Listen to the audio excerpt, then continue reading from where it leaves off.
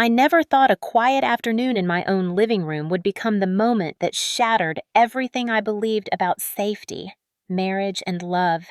Yet that ordinary day unfolded with a force so violent that it still echoes in my mind. I was sitting in the gray armchair near the window, rocking my son gently while the late sunlight streamed across the carpet in soft amber stripes. The house felt unusually calm, almost peaceful, the kind of stillness new mothers crave, but rarely get. The scent of baby lotion lingered on my hands, and the slow rhythm of my son's breathing settled into my chest like a fragile blessing. Luke sat on the opposite end of the room, perched on the sofa with the same distance and respect he had always shown me. He had driven across town after his mother's appointment simply to check on us to see how we were coping and to bring the homemade soup he insisted might help me sleep better. He kept his gaze politely averted while I adjusted the breastfeeding cover, turning his head so far toward the wall that the gesture almost made me laugh. It was so typical of him, so considerate it bordered on overcautious. But that was who Luke had always been. As he spoke about the doctor's cautious optimism and how his mother had smiled for the first time in days, my son shifted and pulled at the corner of the cape. The fabric slipped just an inch before I fixed it again. It happened so fast that even I barely registered it. Luke instinctively covered his eyes with one hand and turned even farther away, mumbling an apology as if he had committed a crime instead of reacting like any decent man would. I smiled not at him, but at the absurd innocence of the moment. Nothing about it was inappropriate or strange. It was normal life, ordinary life, safe life. I had no idea that the sound of the front door opening would end all of that. At first, I did not turn. Ethan came home at unpredictable hours, and over time I had learned to read him by sound alone, the pressure of his footsteps, the way he breathed, the silence that followed him into a room. But this time, something about the way the air shifted made the skin on my arms prickle. The baby paused in his feeding like he felt it too. When I finally looked toward the hallway, the sight of Ethan froze every muscle in my body. His eyes were glassy and rimmed with red, the kind of red that comes from either crying or raging, and I knew which one it was. His jaw was clenched so tight that the muscles pulsed beneath his skin. His chest rose and fell in shallow bursts.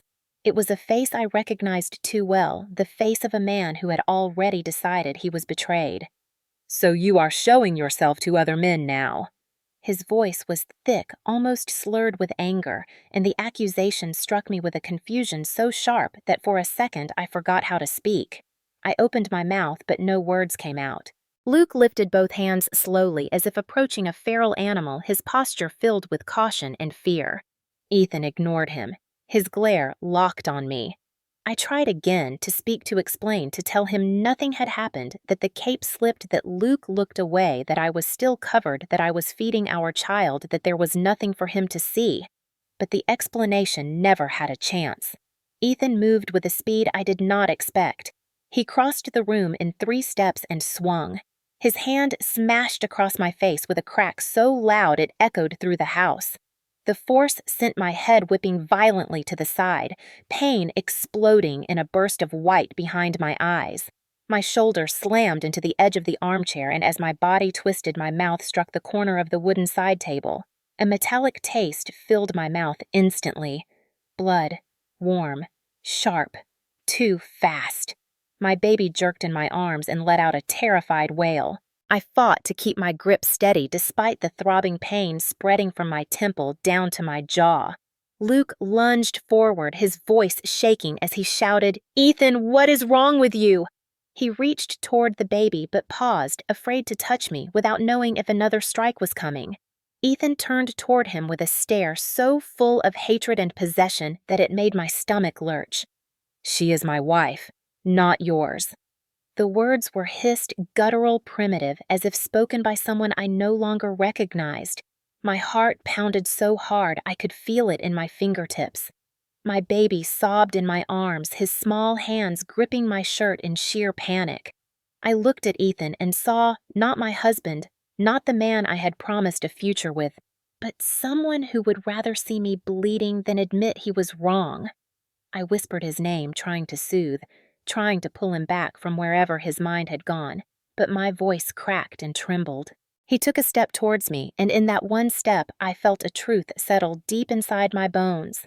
This was not the first time he had crossed a line, but it was the first time he had done it in front of our child. And in my son's terrified eyes, I saw a reflection of my own fear. That was the moment something inside me broke, not in defeat, but in awakening. The moment I realized I was no longer afraid only for myself. I was afraid for my son, and that single realization would change everything. Looking back now, it feels almost impossible to understand how I ever believed Ethan was gentle, protective, or loving. Yet, in the early days of our relationship, I clung to that illusion with both hands. I used to tell friends that he made me feel safe, that he was the kind of man who always checked the locks twice before bed, who walked on the street side of the sidewalk, who insisted on driving me home even when I tried to convince him I was fine to take an Uber. At the time, those gestures felt like warmth. They felt like care. They felt like the kind of attentiveness I had never experienced in a partner before. What I did not understand then was that every one of those gestures was the beginning thread of a net he was slowly weaving around me. The first sign came on a night when we had only been dating for a few months. I was at a work happy hour, laughing with a few colleagues, including Mark, who sat in the cubicle next to mine. Ethan walked in to pick me up, saw me talking to Mark, and smiled a smile that did not reach his eyes. On the ride home, he did not yell, he did not accuse, he did not explode. He simply placed his hand on my knee and said in a soft, almost tender voice that Mark looked like the type to overstep and that maybe I should keep some distance. I interpreted it as concern. I even felt flattered. Another red flag came the first time Ethan showed up unannounced at Luke's apartment. Back then, Luke and I were still close in a way that came naturally from years of friendship. We had studied together, celebrated holidays, and supported each other through breakups long before Ethan came into the picture. Ethan claimed he was trying to surprise me with dinner, but the way his eyes scanned the apartment, lingering too long on the framed photos of Luke and me from college, sent a chill down my spine. Later that night, he wrapped his arms around me from behind and whispered into my neck that he hoped Luke understood boundaries. I thought he was being protective.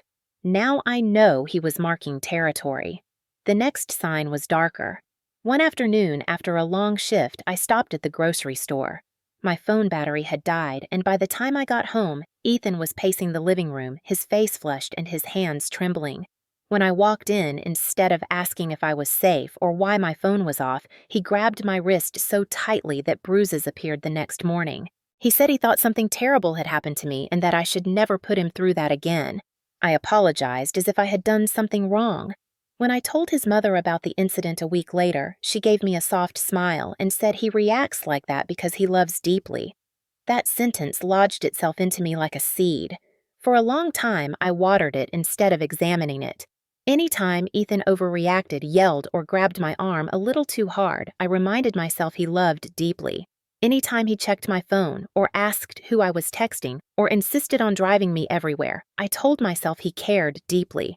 Almost every domestic abuse survivor I have met since then has told me a variation of the same thing. The early behaviors never look like abuse. They look like passion. They look like devotion. They look like the kind of attention women are socialized to appreciate. So when Ethan started asking where I was at all times, I told myself it was normal. When he asked me to send a picture of the restaurant whenever I went out with coworkers, I convinced myself it was cute. When he suggested I should not talk to men one-on-one unless he was there, I told myself that was respect. I ignored the tightening in my chest that whispered something else entirely. When Luke moved states away to care for his mother, the dynamic worsened. Without Luke nearby, I became even more reliant on Ethan's moods and expectations. I had fewer people in my life to mirror back what normal should look like. I remember one incident especially clearly. I had been chatting with an elderly patient's husband during visiting hours, making polite conversation while I updated him about his wife's progress. Ethan arrived early to pick me up and saw me holding the clipboard while talking. His jaw tensed. He waited silently until the man walked away and then asked in a quiet but sharp tone whether I enjoyed having other men look at me in scrubs. I laughed it off, assuming he was joking. He was not.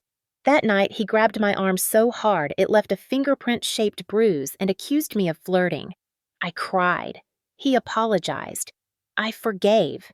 That became our rhythm. Hurt, apologize, forgive, repeat. Another sign came when I told Ethan I wanted to return to school for an advanced certification. Instead of supporting me, he told me it was unnecessary, that I already worked too much, that he made enough money for both of us, that women who spent too much time at work usually neglected their relationships. He framed it as protecting our future. I accepted it because I wanted peace. There was also the time he glared at me for 20 minutes after I hugged a female friend goodbye at a barbecue. He later claimed the hug looked too intimate. When I reminded him she was a woman, he said that did not matter. In Ethan's world, anyone could be a threat. As his behavior escalated, so did my denial. I thought love required patience. I thought relationships required compromise. I thought if I could avoid triggers and keep him calm, things would get better. But love should not feel like walking barefoot across broken glass. Love should not require shrinking yourself smaller and smaller until you barely recognize who you were before. The truth is that the red flags were everywhere, waving violently in the wind, but I had trained myself not to look, because looking would have meant admitting that the man I loved was slowly turning into someone I should fear. And at that time, fear was something I was not ready to name. Pregnancy was supposed to be the period when a woman feels most supported, but for me, it became the moment Ethan tightened his grip in ways I did not yet have the courage to name. It began with small suggestions that sounded protective rather than restrictive. He started saying things like, "You should not strain yourself at work, and it would be better for the baby if you rested more." I believed him, or maybe I wanted to believe him, because pregnancy made me vulnerable in ways I had never expected. When he insisted I take a leave of absence during my second trimester, I hesitated. I loved my job, my colleagues, the feeling of purpose it gave me, but Ethan framed his demand as concern. He placed his hands on my belly, looked into my eyes, and said, "Our child needs you more than the hospital does." I felt guilty even thinking about refusing.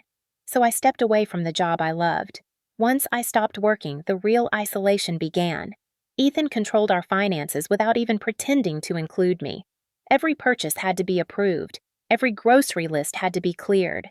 If I wanted to meet a friend for lunch, he asked who would be there, how long I would stay, whether any men might be present. Slowly, invitations stopped coming.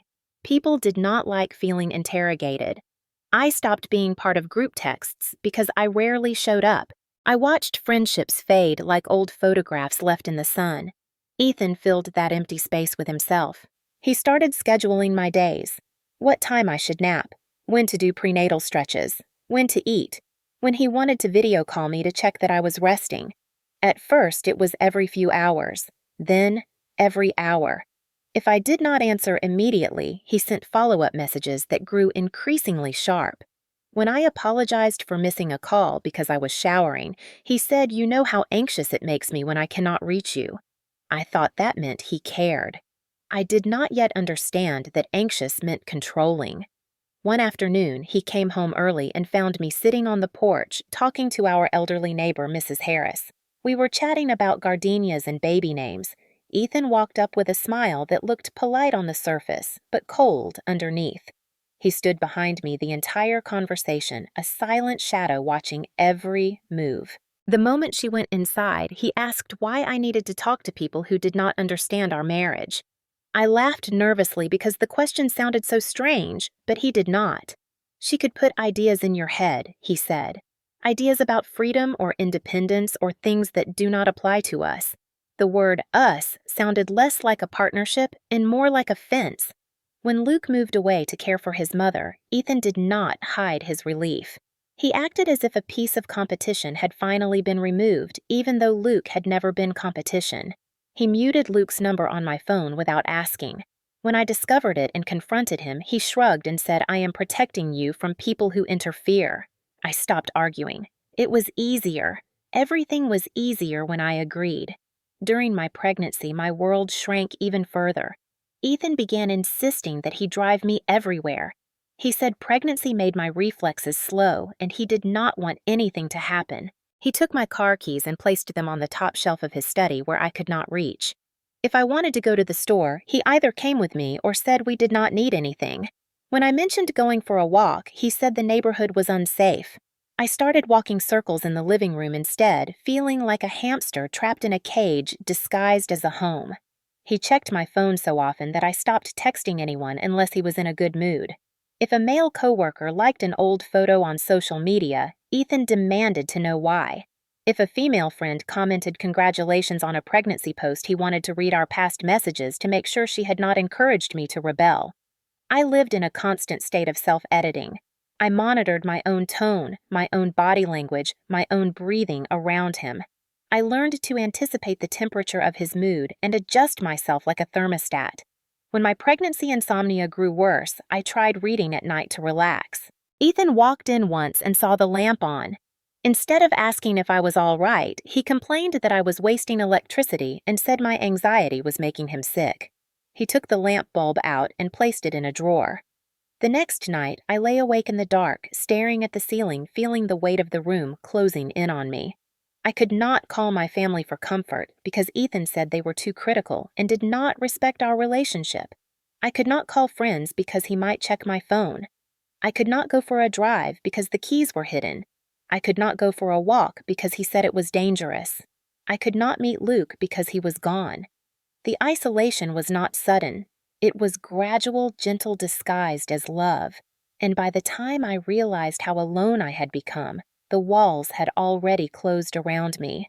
I lived inside a quiet, suffocating world that looked like a home, but felt like a prison with soft blankets and smiling photos on the wall. I kept telling myself that things would get better after the baby arrived, that becoming a family would soften Ethan, that holding our child would ease whatever fear made him so controlling. I did not yet understand that control rarely softens. It only grows stronger. And I did not yet understand that becoming a mother would be the very thing that pushed Ethan from controlling to dangerous. Luke's return to Charleston happened on a warm, breezy afternoon that should have felt ordinary. Yet the moment I saw his name flash across my phone screen, something inside me stirred awake something that had been quiet for months. He texted to say he was coming back for a while because his mother's treatment had reached a stage where she needed more regular help. The message was simple, kind, familiar, and it felt like sunlight breaking through a window that had not been opened in far too long. I hesitated before replying. Not because I did not want to see him, but because I already knew how Ethan would react even before anything happened. Still, a small part of me, probably the part that remembered who I used to be before my world shrank to the size of Ethan's shadow-pressed send. When Luke came by, I had just put the baby down for a nap. He stood on the porch holding a small bouquet of grocery store flowers and a container of soup he said his mother insisted I should eat. The moment I opened the door and saw him standing there, I burst into tears so suddenly that he stepped forward with both hands raised in concern. He did not touch me, not even lightly, but his face softened in a way that made my chest ache. We sat on the porch steps while I tried to compose myself, and Luke listened without judgment as I told him bits and pieces of how difficult pregnancy had been, how lonely the early months of motherhood felt, how overwhelmed I had become. I did not tell him everything, not yet, but I told him enough that his expression darkened with worry. He asked if Ethan was helping, and I answered the way abused women often do by minimizing everything. He works a lot. He gets stressed. He wants the best for us. Luke did not argue, but he looked at me with eyes that said he did not believe a word of it. Later that day, Ethan arrived home earlier than expected. He walked up the driveway and froze when he saw Luke standing with me on the porch. His entire posture stiffened as if his body had turned to stone. Luke stepped back politely and greeted him with a calm, respectful voice, but Ethan did not greet him back. His eyes flicked between us with a sharp, calculating intensity that made my stomach turn. "Why are you here?" Ethan asked, his tone low and venomous. Luke explained about his mother's health, how he had returned temporarily, how he wanted to check in on me and the baby. Ethan did not respond. He just stared at Luke as if he were an intruder who had crossed an invisible border.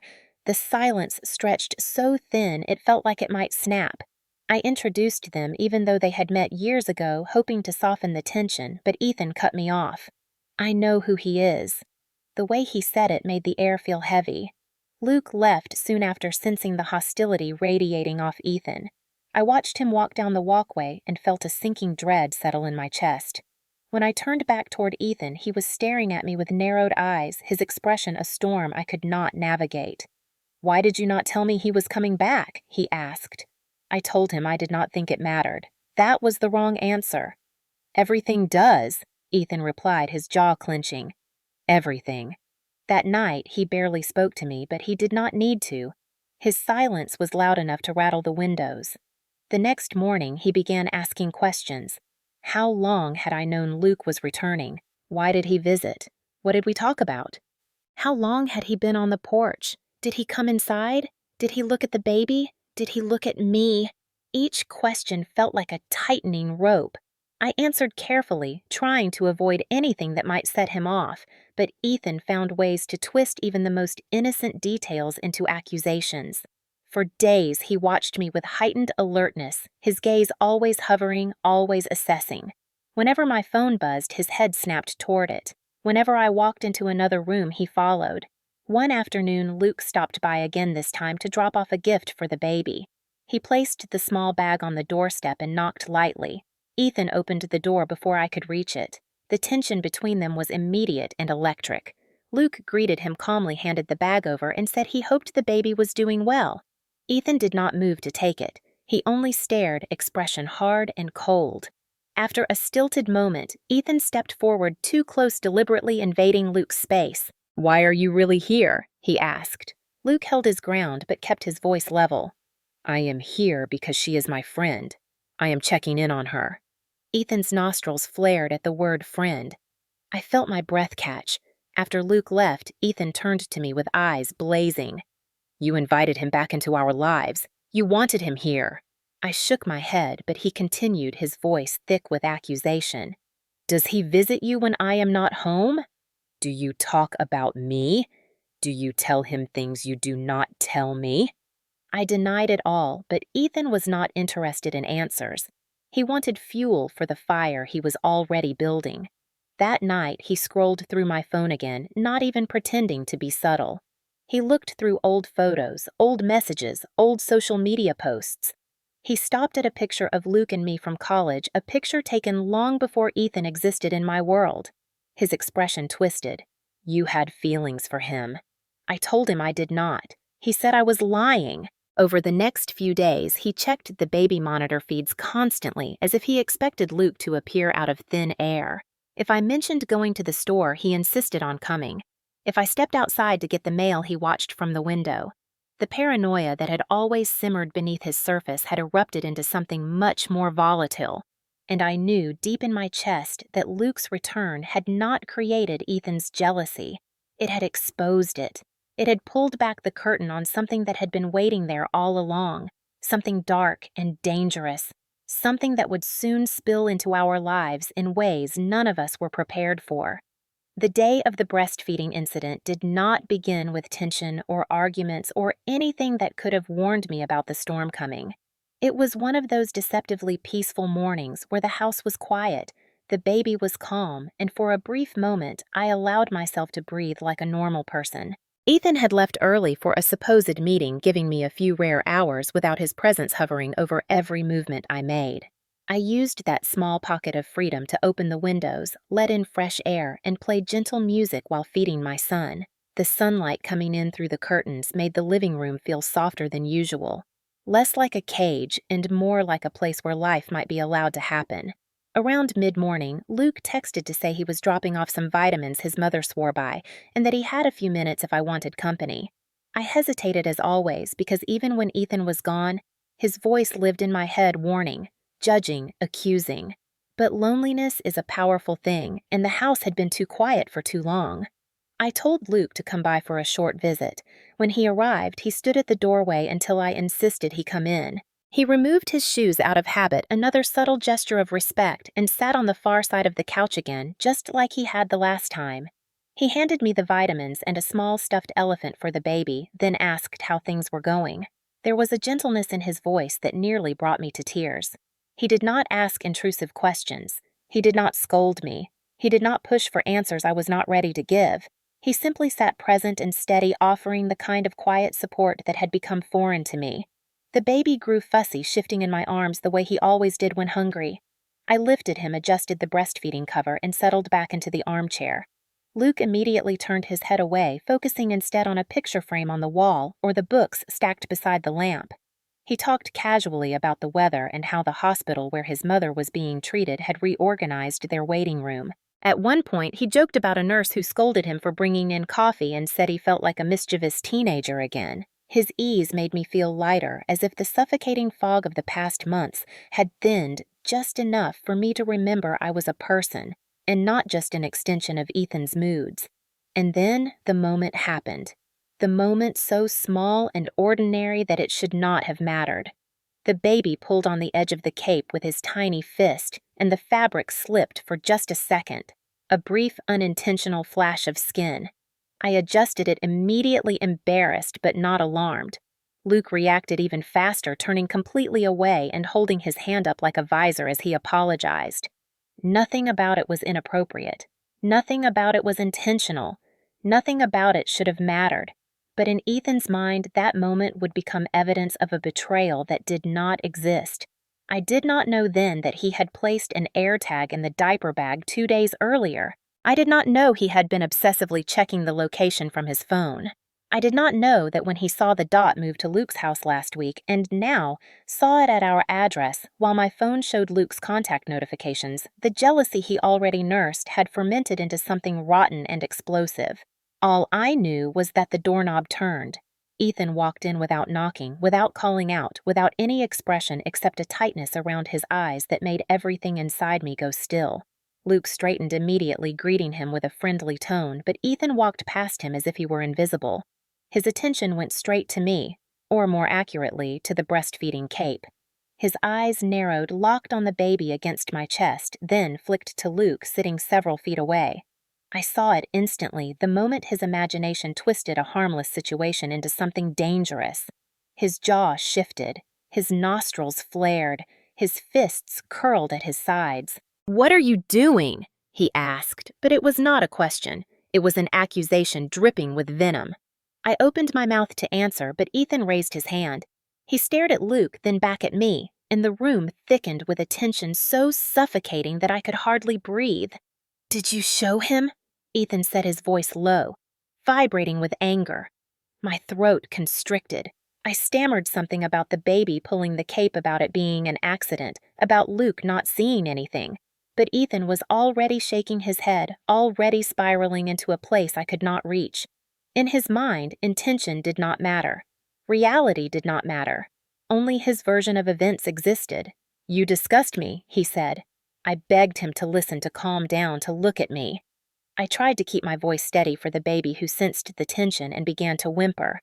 Luke stood up slowly, palms raised, trying to defuse the situation without stepping too close. Ethan's eyes darted to him again, filled with a poisonous mix of hatred and insecurity. "I told you he wanted you," Ethan hissed. "I told you he never stopped." I shook my head desperately, whispering, "No, no, no," because I knew where this was heading. I could feel it. The shift, the snap, the moment where anger turned to violence. Ethan stepped closer, his face inches from mine. His voice dropped to a cold whisper that made the blood drain from my body. "You fed my child in front of another man." The baby whimpered louder. My hands shook. My heart pounded so violently it hurt. Ethan leaned back just enough to see my whole face. And then his expression changed in a way that made the room vanish around me. It was the expression of a man who believed he had been betrayed, humiliated, disrespected. A man who believed he had the right to punish. I knew then that the slap was coming long before it landed. I just did not know how much more violence that moment would unleash. The slap landed before I even registered Ethan's arm, moving a violent burst of force that collided with my cheek so hard the entire room tilted. My head snapped sideways, and for a brief second, everything went silent, except for the shrill ringing pulsing through my skull. The baby screamed in terror, his tiny body jolting in my arms as if the sound alone had struck him too. The metallic taste of blood hit my tongue, instantly sharp and sudden, flooding the back of my throat. My vision blurred around the edges as I clutched my son tighter, trying desperately not to drop him even while my whole body reeled. I barely had time to inhale before Ethan lunged forward again. His hand shot out and clamped around my chin, his fingers digging painfully into my skin as he jerked my face upward. The pressure made my jaw ache and sent a spike of fear straight through my chest. He leaned in so close I could feel the heat of his breath. "You wanted him to see you." His voice was not a shout. It was worse. It was low shaking, controlled in a way that made the rage beneath it even more terrifying. I tried to speak, but the grip on my chin made my words come out garbled. It was an accident. The baby pulled the cape. Luke did not look. Ethan's fingers tightened. "Do not lie to me." The baby's cries grew louder, more panicked. I shifted my grip to soothe him, but Ethan suddenly seized the back of my shirt collar and yanked me forward. I stumbled, nearly losing balance, and Luke instinctively stepped toward us. Ethan's head snapped in his direction with vicious speed. "Stay back!" His voice cracked like a whip. Luke froze but kept his hands raised, his expression filled with alarm. Ethan turned back to me and grabbed the fabric of my collar again, this time pulling it upward so forcefully that it pressed against my throat. My breath caught. The edge of the collar dug into my windpipe. For a heartbeat, I could not breathe. Everything inside me screamed, but I stayed as still as I could, terrified that any sudden movement might make him tighten his grip. "Let her go," Luke said, his voice trembling, yet determined. Ethan ignored him completely. Instead, he leaned closer, his eyes, wild pupils blown wide with fury. "You did this on purpose. You want him to want you." My heart pounded so violently that my vision flickered. I shook my head desperately, trying to focus on the baby's small sobs against my chest. Luke stepped forward again. "Ethan, you are hurting her." "Stop." Ethan jerked his head toward him. "Hurt her. You want to talk about hurting? She has been humiliating me for months behind my back." I stared at him, stunned by the delusion of it all. He tightened the grip on my collar again, and another wave of suffocation hit me. My free hand clawed at the fabric instinctively, trying to create space to breathe. The room spun. The baby wailed louder. Finally, Ethan released me with a harsh shove. I stumbled backward into the armchair, gasping, my throat burning. I pulled the baby tighter to my chest, my hands shaking uncontrollably. Ethan paced in front of me like a caged animal, running his hand through his hair, muttering under his breath. I could not make out every word, but I caught pieces of it: betrayal, disrespect, humiliation. Luke moved closer to me, but I shook my head subtly. I did not want him near Ethan again. Ethan turned sharply and pointed at Luke. "Get out! Now!" Luke hesitated only a second before stepping toward me instead. "Are you safe if I leave?" His voice cracked with fear. The question made Ethan explode. "Get out!" Luke flinched at the volume but did not back down. He looked at me, waiting for my answer. I wanted to say no. I wanted to beg him not to leave me alone with the man who had just nearly choked me in front of my child. But fear is a strange, powerful thing. In that moment, speaking honestly felt like lighting a match in a room full of gasoline, so I nodded. Luke hesitated, jaw-clenched eyes full of helplessness. "I will be back." He said it quietly, a promise, not a threat. That only enraged Ethan more. Once Luke was gone, Ethan turned on me again, but this time his rage shifted into something colder, more calculated. He walked toward me slowly, lowering his voice into a near whisper. "Look at what you made me do." That sentence sliced through me more deeply than the slap. It was a sentence he had used before, one that always twisted responsibility until I was the villain, and he was the one who had been pushed too far. My cheek throbbed violently. My throat ached where the collar had pressed. My arms trembled from holding the baby so tightly. Ethan crouched down in front of me and reached out as if to touch my face. I recoiled instinctively. His expression twisted. "Look at you acting like the victim. You provoked this. If you respected me, none of this would have happened." Tears slid down my face, both from pain and from the suffocating shame he always managed to conjure in me. He reached up and wiped a tear with his thumb, the gesture so gentle it felt like a mockery. "I love you," he whispered.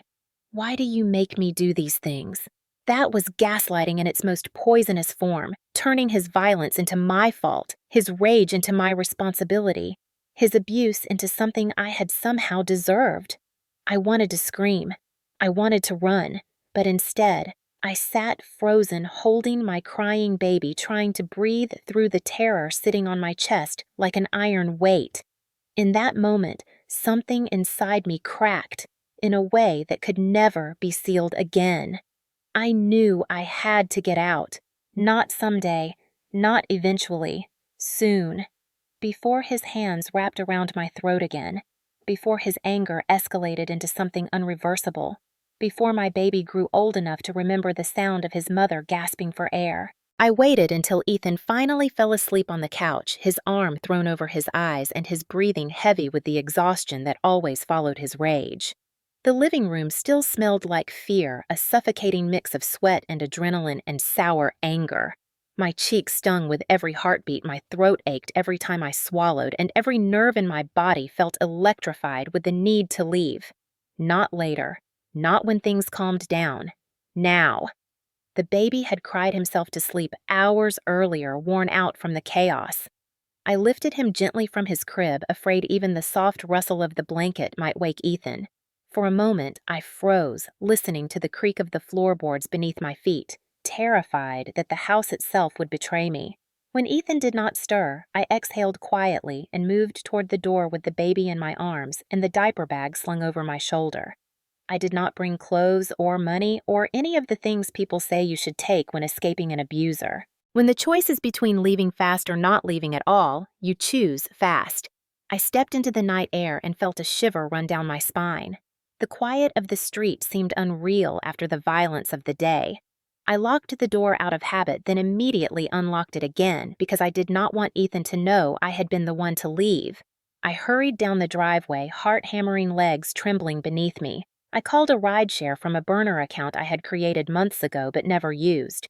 When the car arrived, I climbed in with the baby held tight against my chest, praying the driver would not ask questions. He did not. He simply nodded at the destination I typed in Luke's address. Luke opened the door before I even finished knocking his face pale when he saw me standing there with a tear-streaked face and the baby clutching my shirt. He stepped aside without a word, ushering me in with a gentleness that nearly made me collapse. He took the baby from my arms carefully, as if afraid I might break. When he saw the bruises forming along my jaw and the faint marks on my throat, he swallowed hard, anger glinting behind his eyes. "Sit down," he said softly. "You are safe now." I believed him for a moment. I wanted to. He gave me water, a blanket, a quiet space on his couch to breathe. He paced the room in tense circles while I held the baby and explained in broken pieces what had happened. I could not bring myself to say everything. I could not speak the words choking or the moment his eyes went blank with rage. But Luke understood even the parts I could not say. "You cannot go back, Sarah," he said finally. "You cannot." I nodded, but the fear in my stomach twisted painfully. It was not fear of Ethan. It was fear of the consequences. Ethan had always threatened that if I ever tried to leave, I would lose the baby. He said courts favored men who looked stable and successful. He said no one would believe a hysterical wife. He said if I ran, he would make sure I never saw my child again. And in that moment, as safe as Luke's apartment felt my mind could not escape the cage Ethan had built around me. Luke prepared a small guest room for us, placing the baby gently into the makeshift crib he created with pillows and blankets. He kept checking the window, the door, and the street outside as if expecting Ethan to appear. I told him Ethan would not find us. I said the words, but doubt clung to my voice. I knew Ethan had ways of knowing things he should not know. When dawn touched the blinds, I finally drifted into a light, uneasy sleep with the baby curled against me. It could not have been more than a couple of hours before the pounding started. A violent, thunderous banging against the door that jolted me awake so hard I nearly dropped the baby. My body tensed, my breath locked in my chest. I did not need to hear his voice to know it was Ethan. I felt it. Luke rushed down the hallway, panic tightening his shoulders. He motioned for me to stay back, but my legs were already shaking too hard to move. Ethan's voice tore through the doorframe. "I know she is in there. Open the door, Luke. Open it now." How did he find me? I whispered more to myself than to Luke. And then the realization hit me with a cold punch to the stomach. The diaper bag. The AirTag. The same AirTag Ethan had used last week when he accused me of going to Luke's house behind his back. I had forgotten it was still in the bag. I had walked straight to Luke's apartment carrying a beacon Ethan had planted. He had tracked me like property. Luke's face went white when I told him. He cursed under his breath and looked between me and the door as if calculating whether to answer or call the police. But before he could decide, Ethan shouted again, his voice cracking with rage and something like desperation. "Sarah, come out! You are not taking my son from me. You cannot hide from me." My knees weakened at the sound of his voice. The baby stirred in my arms, sensing my fear even in sleep. I held him tighter, tears burning behind my eyes.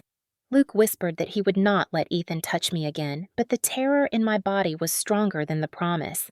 If I did not go out, Ethan might break the door. If he broke the door, he might take the baby. If he called the police first, he might twist the story. If he used the courts, he might win. When you are trapped in abuse long enough, every door looks like another trap. I made the decision that still haunts me. I stepped toward the front door. Luke grabbed my arm. "You do not have to do this," he said, voice shaking. But I did. Because the world had taught me that men like Ethan often get what they want, and women like me are left picking up the pieces. When Ethan saw me through the opening door, his expression changed instantly. The rage melted into theatrics, his eyes brimming with crocodile tears, his voice trembling with fake remorse. "Sarah, baby, please, come home. I can change. I will change. I know I hurt you. I am sorry. I am so sorry." Luke shouted that he was lying, but Ethan ignored him. His entire act was for me, and for the first time in my life I realized something terrifying. His real danger was not the violence. It was the charm he used afterward, the charm that convinced me to give him one more chance, the charm that made me walk back toward the man who would soon break me in ways I had not yet imagined. The moment I stepped back into the house with Ethan, the air felt different, heavier, as if the walls themselves had shifted into something watchful and hostile. He shut the front door quietly, too quietly, and that softness frightened me more than if he had slammed it. He stood there for a long moment with his hand still resting on the doorframe, his shoulders rising and falling with long, calculated breaths, and I could almost see him deciding which version of himself he wanted to show me next. When he finally turned around, his face arranged itself into a practiced expression of remorse, the kind that had once convinced me he was simply a damaged man trying to be better. "I am sorry, Sarah," he said in a low voice, stepping closer as if approaching a wounded animal. "I should not have shouted. I should not have hit you. I know that. I am going to fix myself." He reached for my arm, and I flinched, a reaction so small, yet so obvious that his eyes hardened for a split second before he forced the softness back into them. He wrapped his arms around both me and the sleeping baby as if sealing us into a single unit he controlled. When he pulled away, the first thing he did was walk straight to the front door and slide the deadbolt shut with a soft, ominous click. Then he locked the chain. Then the bottom latch. Something cold crept down my spine.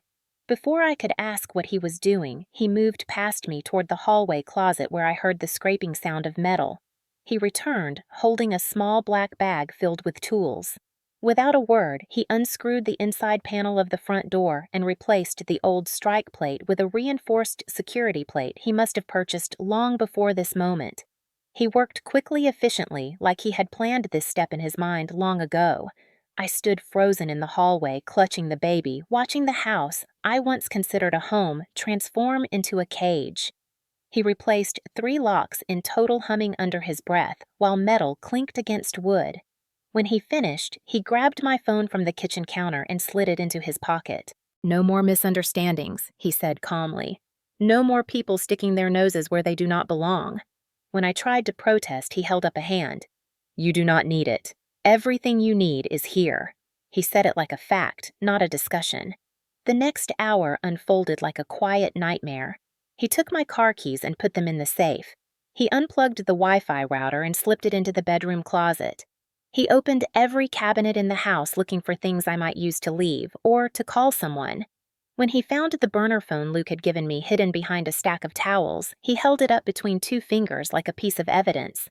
His expression darkened and the mask of apologetic husband vanished. So that is how you planned to run again. He threw the phone at the wall with such force that it shattered the pieces scattering across the floor. Then he stepped toward me in slow, measured steps. Give me the diaper bag. His voice was too calm, too controlled. I handed it over because my hands were shaking so badly I felt I might drop the baby if I resisted. He dumped everything out on the table, searching piece by piece until he found the AirTag he had planted. When he lifted it, he smiled in a way that made my stomach twist. I told you I would always protect this family. His meaning was clear. Protection meant surveillance. Love meant ownership. Trust meant obedience. He pocketed the AirTag, then turned to me with a satisfied nod as if the matter were settled.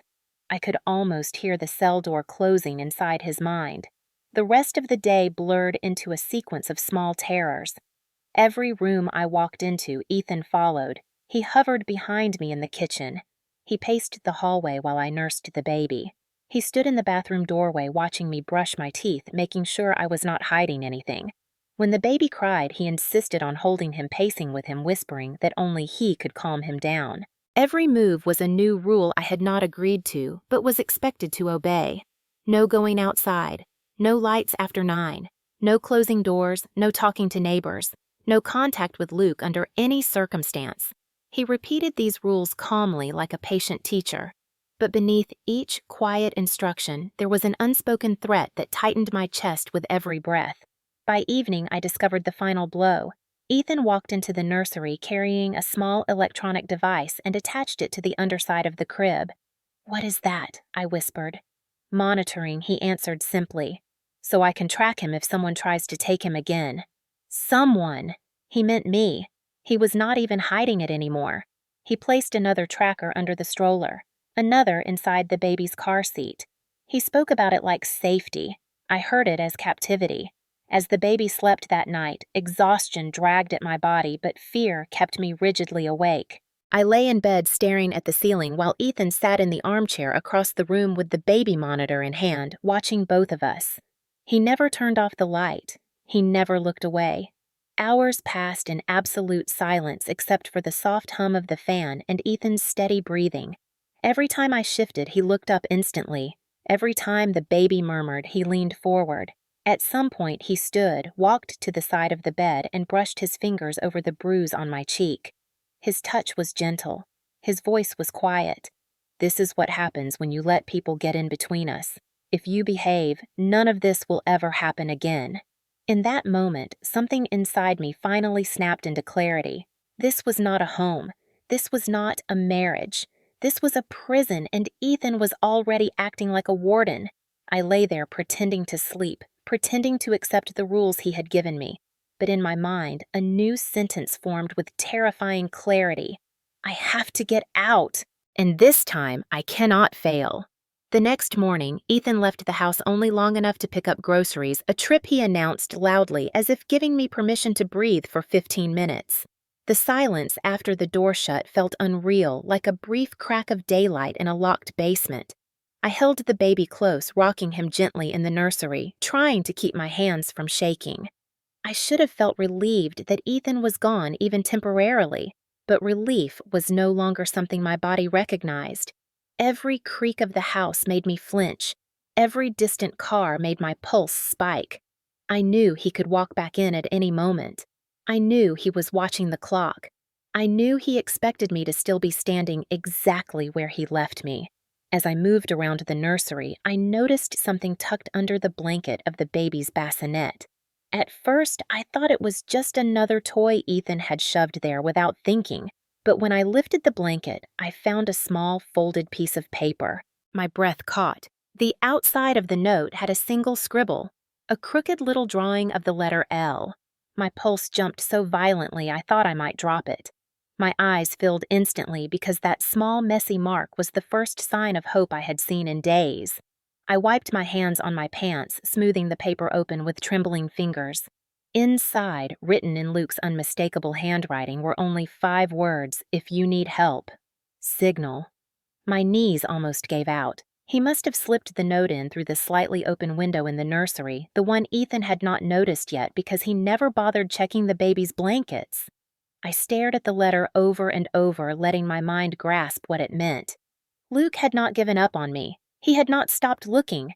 He knew Ethan had found us using the AirTag.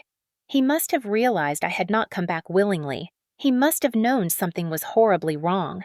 I pressed the note against my chest as tears slipped down my face. I had not cried from relief in years, but signaling him would not be simple. Ethan had cameras in the hallway, sensors on the windows, trackers under the crib and stroller, and his eyes on me every second he was home. Still, Luke had offered a lifeline. A quiet, dangerous, impossible lifeline. When Ethan returned, the house filled with the oppressive energy of his presence again, the way humidity fills a room until it is hard to breathe. He kissed the baby's forehead, then glanced at me with an expression that seemed to say he was still evaluating whether I could be trusted. All afternoon, he hovered around me watching everything. When I washed bottles, he stood behind me. When I changed the baby, he leaned over my shoulder. When I tried to sit on the couch, he blocked the side closest to the door. That night, as the baby finally slept and I lay rigidly in bed with Ethan sitting in the same armchair as before, I turned Luke's note over in my mind 1,000 times, searching for a way to respond without being caught. I could not write him back. I could not call. I could not leave another note in the window because Ethan checked every corner of the house before bed. But there was something else. Luke had written signal. A signal could be anything. The next morning, Ethan left again for a short errand. I knew I had only minutes. I rushed into the nursery and grabbed a piece of sidewalk chalk from the baby's art bin. It was bright blue, dusty, and almost too large for my shaking hand to hold. My heart pounded so loud I felt it in my teeth. I needed something small, something quick, something Ethan would overlook, something Luke would notice. So I bent down beside the crib, lifted the skirt of the fabric lining, and on the wooden rail underneath I drew a tiny letter L, the same crooked shape Luke had used. I prayed he would see it through the window. I prayed Ethan never would. I dropped the chalk back into the bin just as I heard the crunch of gravel outside. Ethan was home. I wiped my hands and forced my face into something resembling calm. He entered without smiling, without looking at me, without even speaking. His silence was worse than anger. He walked straight to the diaper bag, the stroller, the crib, scanning every inch. He checked the locks. He checked the windows. He checked the cabinets. He had done this before many times, but this time I felt certain he would find something I had missed. When he finished, he stared at me for so long the skin between my shoulder blades prickled. "Something is off," he whispered. His eyes darted toward the nursery doorway. My blood froze, but instead of walking in, he stepped closer to me. Too close. He slid a finger under my chin, tilting my face upward. "You are thinking again," he murmured. "I can tell." "Bad things happen when you think too much." I swallowed hard and forced myself not to back away. He looked at me for another long moment before finally releasing me and walking to the living room. My legs nearly gave out. That afternoon, while Ethan napped, I heard a faint tap on the nursery window. My heart skipped. I moved slowly, pretending to tidy the room, and peeked through the curtains. Luke stood across the street, not close enough to draw attention, but close enough to see into the nursery. His eyes scanned the window, the crib, the floor. Then he saw it. His head jerked up slightly. A tiny reaction, but unmistakable. He had seen the signal. He dipped his chin once in a deliberate nod. I felt something bloom in my chest that I had not felt in days. A plan was forming, a real plan. Not a desperate escape, not a frantic run in the middle of the night. A coordinated rescue with someone who would not stop until I was safe. I stepped back from the window. pulse racing, fear and hope colliding so powerfully that for a moment I could not breathe. Luke had seen my message. He understood what it meant. And now everything that came next would depend on timing silence and the one thing Ethan did not believe I still possessed: the courage to try again. I woke before dawn the next morning, startled by the sensation that something in the house was already wrong. Ethan was not in the armchair. The baby was still asleep beside me, but the air felt tense, charged, as if the walls themselves were warning me. I slipped out of bed quietly and padded down the hallway, my heartbeat tapping against my ribs like a frantic fist. The living room light was on. Ethan stood in the center of the room with his back to me, his body rigid. He did not turn around when I stepped closer. Instead, he held something in his hand, and even from behind I could see the tremor in his fingers. It was the baby monitor, the one positioned in the nursery, the one pointed directly at the crib. My stomach dropped. Slowly, deliberately, he turned toward me. His expression was not the wild rage I had seen before. It was colder, calculating, and that terrified me far more. Why was the camera covered Sarah? His voice was quiet, almost eerily calm. I froze. My mind raced through every possibility, every slip, every detail I had forgotten. The camera, the blanket. When I had drawn the letter L under the crib, the blanket had fallen slightly over the edge, casting a small shadow across the camera's view. The accidental shift must have made Ethan suspicious. I tried to search for words that might save me, but fear sat on my tongue like a stone.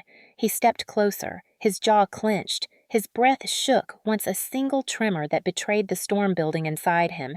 "You think I am stupid. You think I do not notice when things move. You think I do not see you plotting."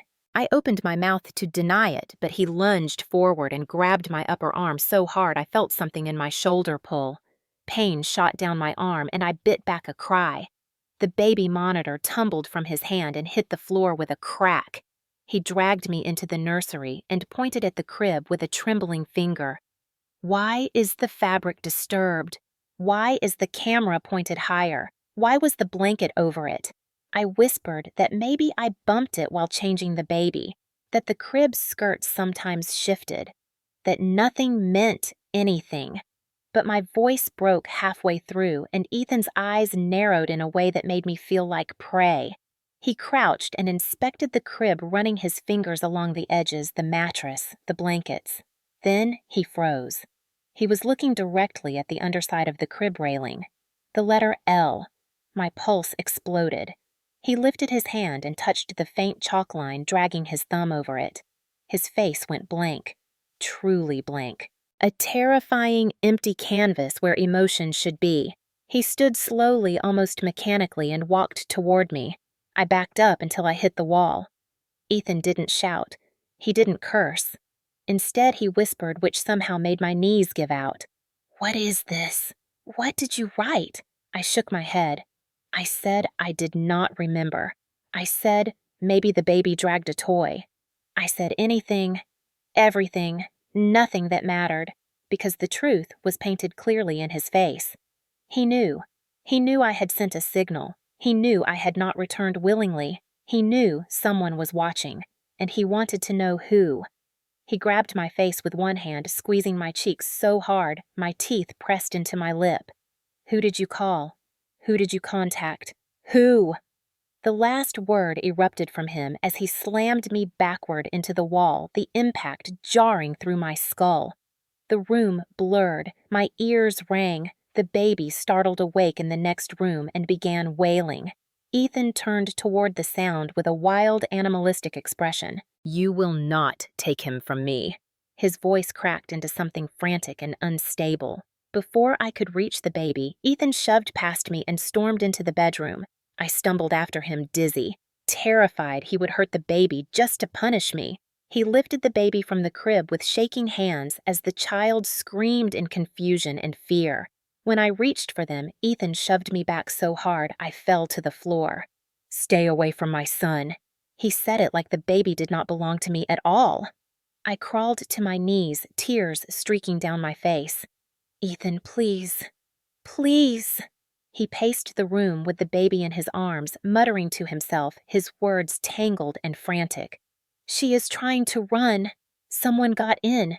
Someone is helping her. She is planning something. She thinks she is smarter than me." I tried to stand, but he swung his arm out sharply. "Do not come closer. You do not get to touch him. Not until you tell me everything." Something inside me snapped a raw maternal instinct, cutting through the haze of fear. I rose despite the threat and reached for the baby. Ethan reacted with explosive speed, using his free hand to shove me back again. I hit the dresser hard enough that the breath left my lungs. He towered over me, panting, chest rising and falling in erratic bursts. "You were going to take him away. I know it. I can feel it. You forget that I see everything." He stepped closer, and for a moment I thought he might strike me again. Instead, he gripped my wrist and yanked me to my feet. His fingers dug so deeply into my skin that I knew bruises would bloom instantly. He dragged me through the hallway past the living room into the garage. I barely kept my balance as he shoved me against the cold concrete wall. His eyes were wild now, fully unhinged. "If you try to leave me again, I swear to God I will make sure you never get custody. You will lose him forever." Then, with chilling clarity, he added, "And I will know if you try. I see everything you do. Everything." He stormed back inside with the baby, leaving me trembling in the garage doorway. My breath came in short, painful gasps. My wrist throbbed. My cheek ached. My head swam. But through the terror, a new certainty rooted itself deep inside me. He was unraveling. And unraveling men become dangerous. The kind who do not stop until they destroy something, or someone. And I knew with quiet, horrifying clarity that if I did not escape soon, he would destroy me first. The rest of the morning unfolded in a suffocating blur of tension, the kind where every breath felt measured and every sound felt amplified. Ethan carried the baby everywhere he went, clutching him too tightly, holding him as if the child were both a shield and a possession he refused to let out of his sight. The baby's cries grew more frantic every time Ethan shifted him, the little body stiffening with fear, but Ethan either did not notice or chose not to. I followed him from room to room like a shadow, terrified to take my eyes off my son for a second. My wrist still throbbed, my cheek still burned, and my head felt heavy from the earlier blow against the dresser, but none of the pain compared to the terror twisting in my stomach. I knew something was coming. Something worse. Ethan kept muttering under his breath, pacing the house with uneven footsteps, his hair disheveled, his breath shallow. Every so often he would turn abruptly and look directly at me with an intensity that made my lungs freeze. "You think I do not know what you are doing," he said at one point, gripping the baby so tightly the child whimpered. His eyes were wide, glassy, frantic. "You think I cannot feel when someone is plotting behind my back? You think I cannot smell betrayal?" His words made no sense anymore. They were scrambled, spiraling the paranoid ramblings of a man unraveling faster than I could track. I reached for the baby, trying to soothe him, but Ethan jerked backwards so violently that the baby's head whipped to the side. I cried out instinctively, and Ethan whipped around, his voice rising with animalistic fury. "Do not touch him! Do not come near him!" I froze. The baby's cries grew sharper, his small fists flailing helplessly. Ethan turned away again, bouncing the child in a rough, erratic motion that made my stomach twist. "Please, Ethan," I whispered. "You are scaring him." He spun around, eyes blazing. "No! You are scaring him. You did this. You made him cry. You brought danger into this house. You are the reason everything is falling apart." He took 3 steps toward me, and I backed up instinctively until my shoulders hit the wall. His breath was ragged, his jaw clenched so tightly I could hear the faint grind of his teeth. He lifted the baby slightly higher, almost like a threat. "If you try to take him again, I swear I will not let you. I will keep him safe from you. Safe from me." The words hit me with a sickening realization. In his mind, I was no longer the mother. I was the enemy. He shifted the baby to one arm and grabbed the front of my shirt with the other hand, yanking me forward. My feet dragged against the hardwood as he pulled me toward the kitchen. I stumbled, nearly falling. The baby shrieked louder, terrified of the sudden movement. When we reached the kitchen island, he shoved me back so hard I knocked into a chair that toppled over with a loud crash. Ethan loomed above me, chest heaving. "Tell me the truth," he said. "Who helped you? Who came into this house? Who?" I shook my head frantically. "Nobody helped me, I swear. I will swear on anything. It was only me. It was the blanket. It was an accident." He did not believe me. His eyes darted to the baby, whose face was now blotchy from crying, tiny chest rising and falling in desperate gasps. Ethan adjusted his grip on the baby, but in a careless way that made my heart jolt violently inside my chest. His hand slipped slightly from under the baby's arm, and for a horrifying split second, it looked like he might drop him. I lunged forward instinctively, hands outstretched. Ethan reacted like I had struck him, shoving me back with a force that knocked the wind out of me. I hit the edge of the counter hard, pain exploding across my ribs. The baby wailed, kicking and trembling. Ethan barked a guttural sound, not quite words, not quite a roar. "You do not get to touch him. You do not get to take him. You will never take him." He pressed the baby closer to his chest, but his grip was unstable, dangerous, the grip of a man too consumed by rage to understand fragile bones and soft neck muscles. The baby's head flopped sideways, and I screamed without thinking. "You are hurting him. You are hurting him." Ethan froze. For a single second, sanity flickered across his face. He looked down at the baby, whose little face was contorted with pain and fear. Ethan adjusted his hold, but even that movement was too rough. When the baby screamed again, something in Ethan snapped. He rounded on me with a suddenness that made my entire body seize. His face twisted into something monstrous. "This is because of you. This is all because of you. If you just behaved, none of this would have happened. None of it." I reached for the phone on the counter, forgetting it had been disabled. Ethan saw the movement and lunged, grabbing my wrist so violently I cried out. He squeezed until white sparks danced across my vision. The baby wailed harder, the shrill sound echoing through the house. In that moment, I realized something horrifying. Ethan did not care anymore if he frightened the baby. He did not care if he hurt him. He cared only about controlling me. Everything inside me shifted, sharpened, hardened. Whatever fear I had felt before turned into a lightning bolt of pure maternal fury. I twisted my arm trying to pull free, but Ethan only tightened his grip. "You do not get to leave," he hissed. "You do not get to breathe unless I let you." The baby cried again, a sound so desperate that it sliced through me like glass. With my free hand, I shoved Ethan's shoulder not hard enough to knock him down, but just enough to create space between his arm and the baby's fragile neck. Ethan stumbled slightly, and in that instant, I snatched the baby away from him, cradling him against my chest. Ethan's face contorted. He lunged for us, eyes blazing with rage. He would have grabbed us again, maybe worse, if I had not reacted without thinking. I grabbed my phone, double-tapped the shortcut Luke had secretly shown me on the burner device, and sent a live recording straight to him. The screen flashed for just a second. Message sent. Ethan froze, sensing something had changed. His chest heaved, his eyes narrowed. "What did you do?" But for the first time in a long time, I did not answer him, because I knew the truth. It was already too late. Help was coming.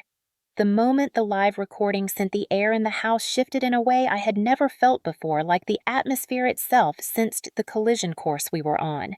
Ethan stared at me as if he could see the signal traveling through the phone, as if he could physically track the digital trail of my desperation. "What did you do?" he repeated, stepping toward me with a slowness far more terrifying than any outburst. I backed up instinctively, clutching the baby tightly against my chest, feeling his tiny heartbeat thrumming fast and terrified against my skin. For the first time since this nightmare began, I did not beg. I did not explain. I did not cry. I simply held my child and stared at Ethan, letting the silence become its own kind of defiance. Ethan lunged forward. I dodged backward, slipping around the kitchen island, my bare feet sliding across the cold tile. He growled in frustration, a raw animal sound that vibrated through me. You think anyone will believe you? You think anyone will take your side? You are insane if you believe that. The baby trembled in my arms. I whispered soothing words into his hair, but my voice shook uncontrollably. Ethan moved toward me again, but this time he paused mid-step, head snapping toward the front door as the distant sound of sirens pierced the quiet morning. Faint at first, then louder, then unmistakable. My breath caught. Ethan's eyes widened, a flicker of panic crossing his face. No, no, no! He said it like a prayer or a curse. Who did you call Sarah? Who? His voice broke apart, shredded by panic. I said nothing. The sirens grew louder, closer, pressing against the house like a rising tide. Ethan stumbled backward, glancing frantically between me and the windows. He rushed to the living room, grabbed the curtains, and yanked them shut as if blocking the view would stop what was coming. He paced in jagged lines, running both hands through his hair, muttering to himself. Then he turned on me again, eyes wild. Give him to me. Now. I tightened my hold on the baby. No. The word came out steady, shocking even to my own ears. Ethan's expression twisted. He lunged, but I darted backward, nearly slipping, adrenaline shaking through every limb. The sirens cut sharply as the police car screeched to a stop outside. A loud knock thundered at the door. Police! Open up! Ethan froze. His breath came in ragged gasps. He turned toward the hallway, eyes scanning every direction as if calculating an escape that did not exist. Then the knock came again, harder. Open the door or we will breach. Ethan's panic exploded. He grabbed my arm with one hand while still trying to reach for the baby with the other. You are not taking him. Do you hear me? You will never take him. His grip slipped, his movements frantic and unpredictable. I twisted away and backed toward the far wall of the kitchen, shielding the baby with my entire body. Ethan looked at me like he wanted to scream, but before he could move again, the front door splintered under the weight of a battering ram. The crash echoed through the entire house, shaking dust loose from the ceiling. Uniformed officers flooded inside, weapons drawn, but pointed downward, voices sharp and commanding. Police! Step away from her! Hands visible, now! Ethan jerked backward in shock. 3 officers moved in simultaneously, one shouting commands, 2 flanking him from the sides. Ethan raised his hands halfway, but then he made the worst mistake he could have made. He turned toward me instead of complying. In that 1 second of hesitation, an officer surged forward and tackled him to the ground. Ethan screamed and thrashed, his voice cracking with fury. Get off me! This is my house! She is kidnapping my son! He kicked his legs wildly, knocking over a chair. The officers wrestled him down, shouting commands he refused to follow. Stop resisting! Turn over! Hands behind your back! Ethan writhed like a trapped animal, screaming my name, cursing Luke, calling everyone demons and traitors. One officer shouted, taser deployed. A sharp electric crack snapped through the air. Ethan's body jolted violently, then went limp. The officers rolled him onto his stomach and cuffed him. For the first time in months, I felt air truly fill my lungs. One officer approached me slowly, hands visible. Ma'am, are you hurt? Do you need medical attention? I nodded shakily, unable to form words. The baby whimpered in my arms, exhausted from crying. The officer gently guided me to the living room couch, while another swept the house, checking for immediate threats. Moments later, 2 CPS workers entered, followed by a medic team. One of the CPS workers, a woman with warm eyes and a soft voice, leaned toward me. You did the right thing reaching out, she said. He is safe now. You both are. I clutched the baby closer, my hands trembling so hard I could barely keep hold of him. A medic knelt beside me, gently lifting my chin to examine the swelling. You have visible facial trauma, he said quietly. We will need to document that. Another medic carefully examined the baby, checking for bruises, fractures, anything out of place. When he finished, he looked up with relief. He is okay. Frightened, but okay. I let out a breath I did not know I had been holding. Luke appeared in the doorway a moment later, escorted by an officer who had evidently recognized him from the video evidence he had forwarded. His eyes landed on me and softened in a way that broke the last thread of composure holding me together. He moved closer, stopping only when the CPS worker gave him a nod. "You are safe," he whispered. "I told you I would come." Tears spilled down my cheeks uncontrollably. I clung to the baby, overwhelmed by the noise, the lights, the chaos, and the sudden, breathtaking realization that I was not alone. The officers lifted Ethan from the floor, dragging him toward the front door as he shouted threats, accusations, delusional proclamations about revenge and custody and betrayal. None of it mattered anymore, because the moment those cuffs locked around his wrists, the moment he crossed the threshold screaming like a man who finally understood he had lost control, I knew something with absolute certainty. This rescue was not the end, but it was the beginning of the end. For him, for us, for the prison he had built around my life. And for the first time in a very long time, freedom was no longer a distant fantasy. It was standing right in front of me. They brought me to the domestic violence shelter just before sunset, the sky washed in deep oranges and fading blue, the kind of colors that would have comforted me once, but now only reminded me of the long road I had taken to end up here. The shelter building looked ordinary from the outside, almost too ordinary, like any other small apartment complex tucked into the edge of a quiet neighborhood. But the moment I stepped inside, clutching my baby against my chest, I felt something shift inside me.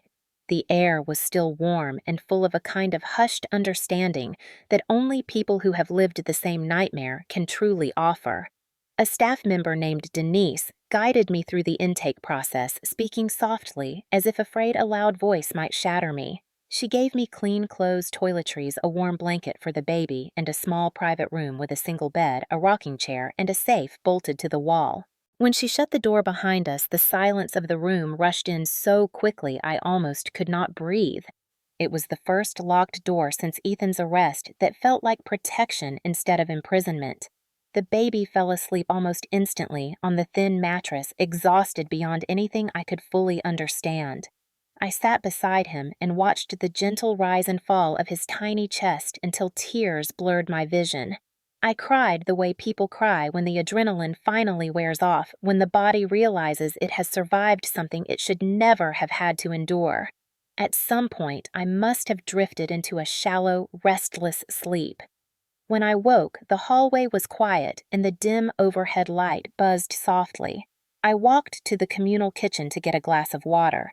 The fluorescent lights flickered overhead, illuminating a space filled with mismatched mugs, handwritten notes on the fridge, and a bulletin board full of resources for women trying to rebuild their lives. I poured the water, my hands still trembling from everything I had been holding inside for months. As I stood there with the glass pressed to my lips, I sensed someone watching me. I turned slowly. A woman stood in the doorway. She looked a few years older than me, with tired eyes, a soft gray hoodie, and long hair pulled into a messy ponytail. There was a kind of fragile strength in her posture, the kind that comes from barely surviving. She studied me for a moment, then took a step forward. "You are Sarah Wright." Her voice was quiet, but steady. I nodded. She took another step, then paused as if gathering her courage. "My name is Hayden." The glass nearly slipped from my hand. I recognized the name instantly. I had seen it once scribbled on an old envelope in Ethan's desk drawer, a letter that he had snatched away from me before I could read it. Hayden. A name he had refused to explain. A name that lived in the space between suspicion and fear. I tried to speak, but the words got stuck behind the shock. Hayden took a deep breath, her eyes dropping briefly to the bruises on my neck before meeting mine again. I knew Ethan years ago. My entire body turned cold.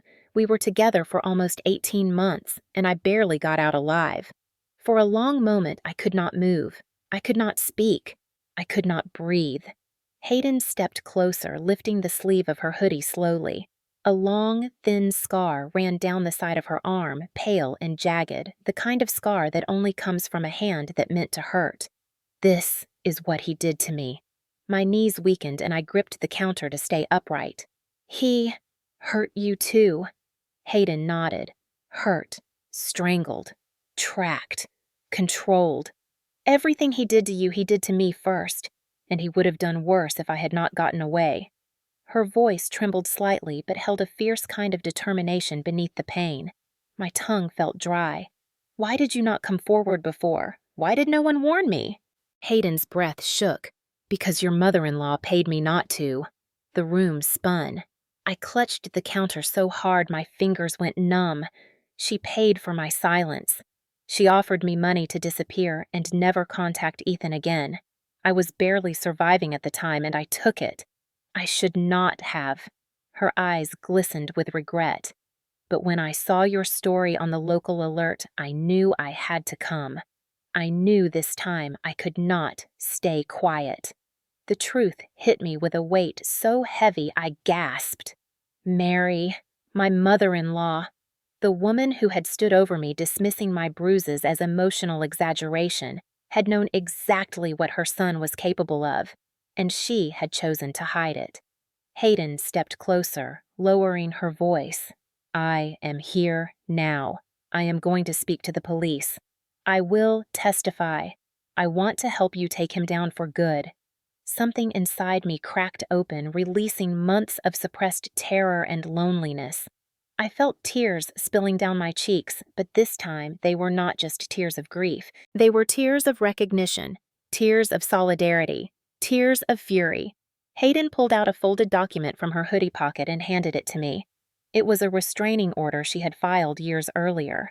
One I never knew existed, one Ethan had somehow buried. I stared at the paper until the words blurred. Hayden placed a hand lightly on my shoulder. "You are not alone anymore. We know exactly who he is. And we are going to make sure everyone else knows too." For the first time in what felt like forever, I inhaled a full, deep breath. Not because I felt safe yet, but because I finally believed safety was possible.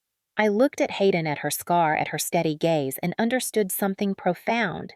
Ethan had tried to isolate us, to break us separately, but he had failed in the one way that mattered most. We had found each other, and together we were going to end him. The bail hearing took place 3 days later, and even though the courthouse was only 15 minutes from the shelter, the ride there felt like crossing an ocean with no guarantee of reaching the other side. I held the baby close inside his car seat, his tiny fingers wrapped around mine, grounding me. Hayden sat beside me, her posture straight, her jaw set in a mixture of anger and resolve.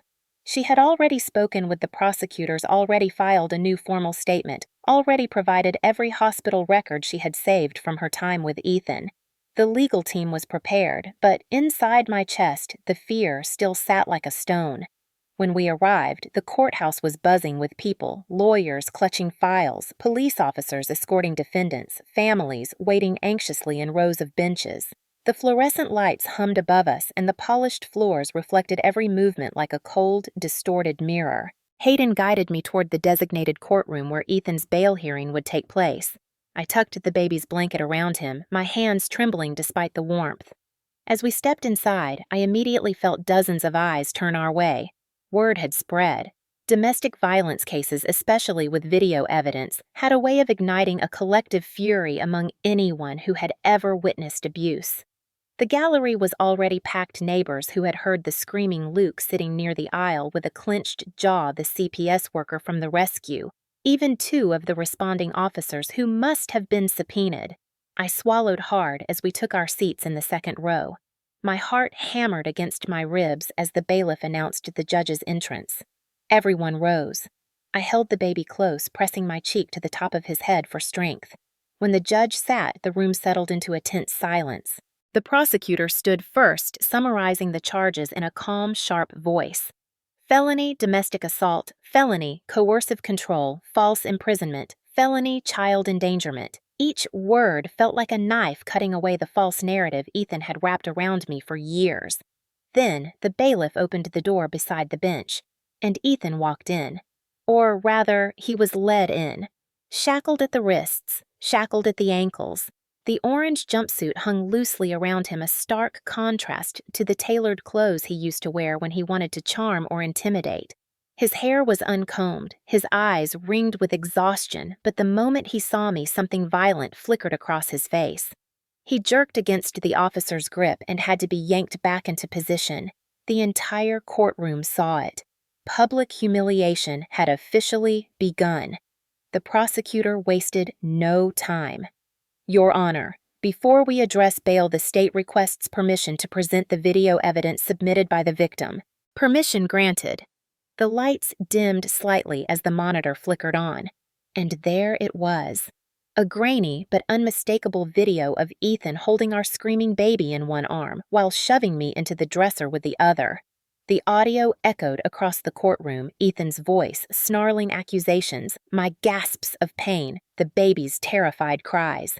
I gripped the courtroom bench so tightly, my knuckles whitened. Several people in the gallery gasped aloud. The CPS worker beside us shook her head slowly, her face tight with anger. Luke stared straight ahead, jaw clenched so hard the muscles in his cheek twitched. When the clip ended, the prosecutor clicked to the next file. Ethan slamming me into the wall. Ethan grabbing my face. Ethan dragging me across the hallway. Ethan screaming that he would never let me leave with the baby. Each clip felt like reliving the nightmare, but this time the whole room witnessed it. This time there was no gaslighting, no confusion, no alternate version of reality. Only truth displayed frame by frame. The prosecutor clicked again. The footage of the police breaking down the door appeared. Ethan thrashing. Ethan screaming accusations.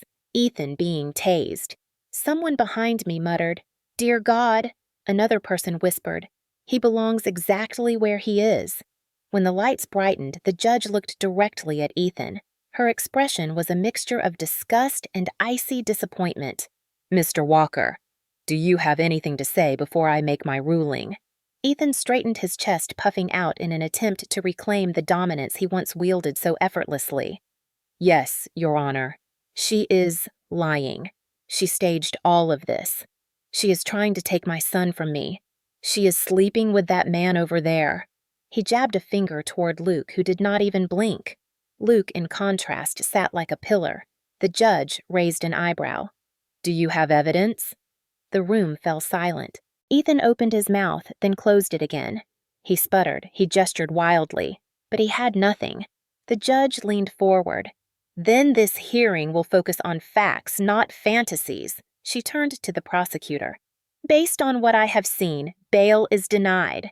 A ripple of relief washed through the courtroom so strongly I felt it like a physical wave. Ethan's face twisted in rage. He lunged forward, shouting my name, spewing threats, demanding his rights, screaming that I was ruining his life. The bailiffs pinned him down instantly. He struggled, screamed, cursed. His voice cracking with the desperation of a man watching his control shatter permanently. The judge banged her gavel. "Remove him from the courtroom. Now." As they dragged him out, kicking and yelling, a strange stillness settled over me.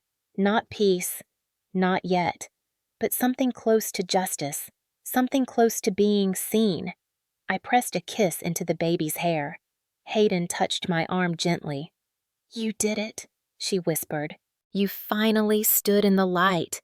As Ethan's screams faded down the hallway, swallowed by the echoing chambers of the courthouse, I realized something that both chilled and strengthened me. This was only the beginning of his downfall, and I would not be fighting alone. The days that followed the bail hearing felt strangely suspended between fear and determination, like living inside the eye of a storm that had not yet finished tearing through my life. The shelter gave me a room, a lock, a warm bed, and the first sense of physical safety I had felt in months. But safety did not erase the weight of what still needed to be done. The prosecutor assigned to my case, Ms. Hartwell, met with me 2 days after the hearing in a small conference room inside the courthouse. The room was plain-lined with mismatched chairs, soft lighting, and a long wooden table cluttered with file folders. Hayden sat beside me, one hand folded around a cup of coffee she had not yet taken a sip of. Luke sat across from us, shoulders squared, eyes dark with exhaustion and anger. When Ms. Hartwell entered, she placed a stack of documents on the table that felt impossibly heavy. "Sarah," she said, looking at me with a mixture of firmness and compassion, "we have a strong case, but strong does not mean simple. We need everything, every photo, every message, every recording, every hospital record, every detail you remember, everything you never told anyone." Her words tightened my chest, but I nodded. I had spent so long hiding, shrinking, pretending, minimizing. Now I had to do the opposite.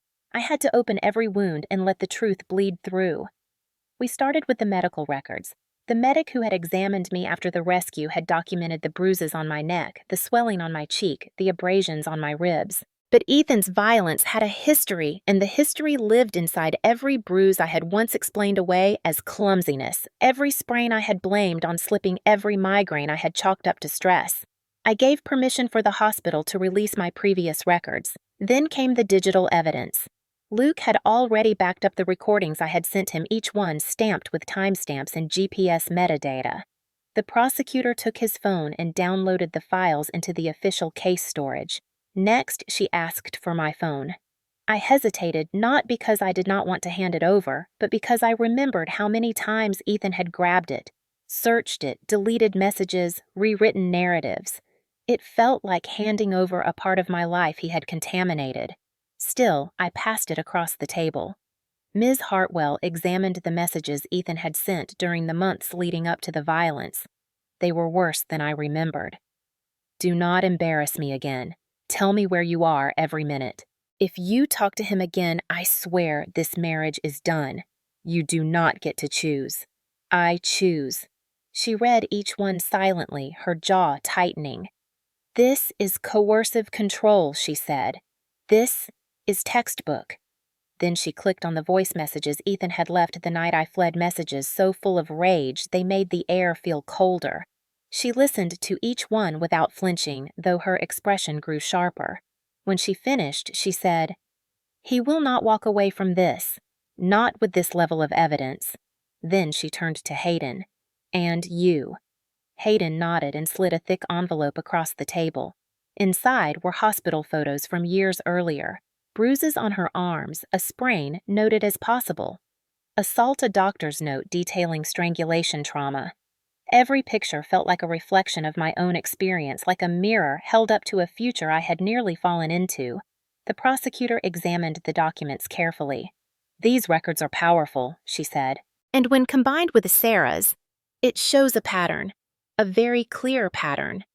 Hayden's hands shook slightly. "He almost killed me," she whispered. "He would have killed her too." Ms. Hartwell nodded slowly. "That is why we are here." The next step was inconvenient, painful, necessary, drafting my complete statement. Not the short version I had given the responding officers.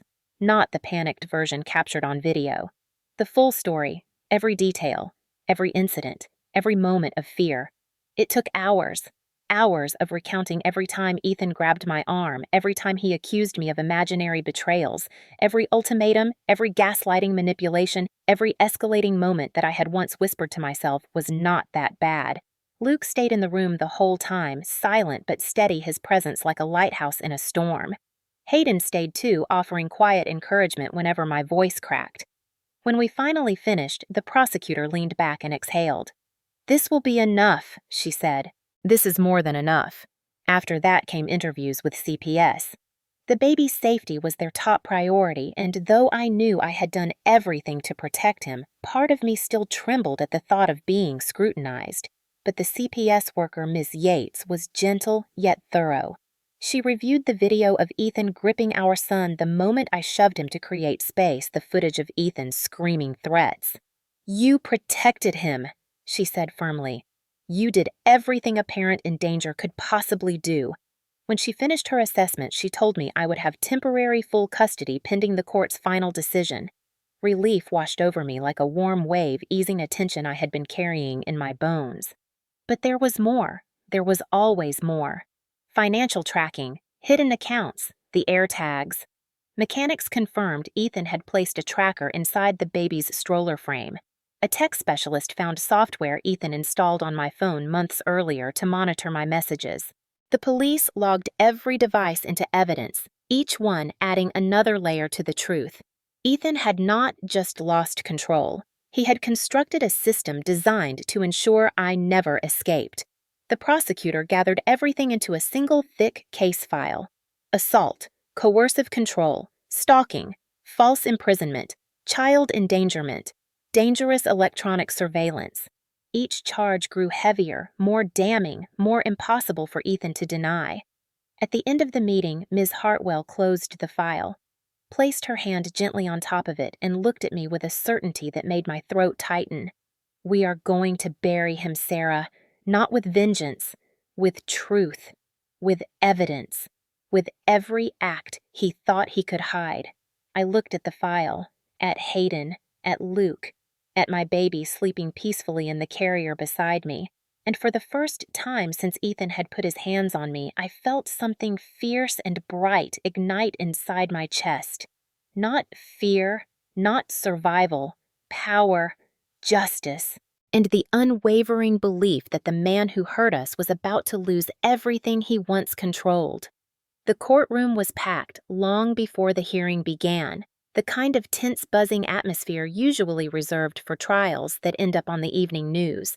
Word had spread quickly after the bail hearing, and people filled every bench, some out of civic duty, some out of curiosity, and some out of outrage, after seeing the videos that had circulated among the legal teams and CPS.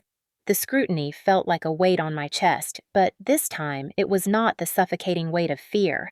It was the weight of truth gathering its witnesses. Hayden sat beside me, her hands folded, but her posture rigid, the scar on her arm visible like a silent statement of its own. Luke sat at the end of the bench, shoulders pulled tight, staring straight ahead with the unmovable focus of a man who had already decided he would not be intimidated again. When the bailiff finally called the room to order, a hush spread like a ripple through the crowd. The judge entered a stern but composed woman whose expression alone commanded silence. She opened the folder before her and cleared her throat. "This is the evidentiary review preceding the protective order hearing for Sarah Walker versus Ethan Walker." When the side door opened, a collective shift moved through the room. Ethan shuffled in wearing his orange jumpsuit, his hands and ankles shackled, escorted on both sides by 2 deputies. His hair hung limp and dark across his forehead, his face paler than I had ever seen it, but the most striking change was his eyes. Gone was the calculated sharpness. Instead, desperation flickered like static, unstable and unpredictable. He glanced around the room, his gaze sweeping the gallery until it collided with mine. The moment our eyes met, rage ignited in his expression, raw and boiling, as if the sight of me breathing freely was an insult he could not tolerate. The judge nodded to the prosecutor. "Present your evidence." The screen flickered to life again. First came Hayden's photos, the bruises, the medical reports, the strangulation trauma. Murmurs rippled through the gallery, people shifting uncomfortably as they processed how long Ethan's violence had been allowed to fester. The prosecutor moved to the next exhibit, the digital logs of Ethan's tracking devices. The AirTag placed in the diaper bag, the tracker under the stroller, the software hidden on my phone. Gasps erupted. Someone whispered, "That is stalking." Someone else whispered, "That is kidnapping." The prosecutor then brought up the recordings of Ethan pacing the hallway, slamming doors, threatening me. And then the courtroom went completely still when the final video played. Ethan screaming at me, dragging me by the arm. Ethan gripping the baby so tightly he could barely breathe. Ethan shoving me into the dresser. Ethan shouting that he would never let me take our child. The audio echoed against the courtroom walls like a confession. I tried not to cry, but my eyes burned, my stomach twisted, and the baby in my arms shifted with a soft, restless sound as if sensing the tension around us. When the screen went black, the judge inhaled slowly and turned her gaze toward Ethan. "Mr. Walker, you will be given an opportunity to respond if you wish." It was a courtesy, a procedural allowance, but Ethan took it as a stage. He lurched to his feet so abruptly that the deputies caught his arms instinctively. His voice burst out in a frantic, cracking shout. "All of this is lies. She manipulated everything. She set me up. She wants to ruin my life. She wants to take my son from me." He pointed a shaking finger at Hayden. "She is lying. She was obsessed with me. She made everything up. She wants revenge. Hayden did not flinch. She simply stared back at him with a calm that almost defied belief, her scar visible like a shield. Ethan turned on me, next venom lacing his voice. "And you ungrateful cheating!" The judge banged her gavel so hard the sound cracked through the room like thunder. "Mr. Walker, you will not address the victim directly." He ignored her, his voice rising higher. "She is sleeping with him!" He whipped around and jabbed his finger toward Luke. "She has been cheating with him for years. Everyone needs to know that." Luke did not react. He did not blink. He simply stared ahead like a man who refused to absorb one more ounce of Ethan's delusion. The judge leaned forward, glaring over the rim of her glasses. "Do you have evidence of these accusations?" Silence filled the room like a vacuum. Ethan blinked. His mouth opened, then closed. He stuttered, searching for anything, any text, any witness, any scrap that could support his fantasy, but he had nothing. The judge's voice dropped an octave. Then, "Sit down." Ethan did not sit. Instead, he exploded. He lunged forward with such force the deputies had to jerk him back, the chains rattling violently. He screamed my name, screamed curses, screamed twisted vows of vengeance. The courtroom gasped. Several people stood in alarm. The baby in my arms whimpered. The judge slammed her gavel again. "Mr. Walker, you are in contempt of court. Remove him immediately." The deputies tightened their grip and dragged him toward the door as he continued thrashing, his shouts devolving into incoherent rage. "Let me go," she lied. "They all lied. I will not let you take him from me. You cannot take my son." The echoes followed him all the way down the hallway until the heavy metal door slammed shut behind him, sealing his meltdown inside a place he could no longer control. When the courtroom settled again, the judge turned her gaze toward me. "Mrs. Walker, based on the evidence presented, I am granting the full emergency protective order effective immediately. Sole custody remains with you." I nodded, tears sliding down my cheeks. The judge continued, "And I am recommending the district attorney pursue full charges without negotiation, for the sake of your safety and your child's safety." A surge of emotion overwhelmed me. Relief, sorrow, justice, exhaustion colliding all at once. Hayden reached for my hand. Luke exhaled for the first time in minutes. The baby slept peacefully against my chest as if sensing the storm outside had finally begun to break. And for the first time, Ethan's downfall had not happened in shadows or secrecy. It had happened publicly, unmistakably, undeniably before a roomful of witnesses who had seen everything he tried to hide. In the days after this courtroom meltdown, my life shifted in ways both subtle and monumental, changes that felt like stepping out of a burning house, only to realize I had been living inside smoke for years. The shelter helped me file every remaining protection document, and CPS finalized the temporary full custody decision with a confidence that left me trembling in quiet gratitude. For the first time since giving birth, I could breathe without waiting for footsteps behind me. The baby and I were moved into a transitional apartment, small but clean, its beige walls and simple furniture feeling like a sanctuary compared to the chaos we had escaped. Each night, I tucked him into the crib provided by the shelter, running my fingers across his tiny forehead as he slept peacefully, unbothered by shouting voices or slamming doors.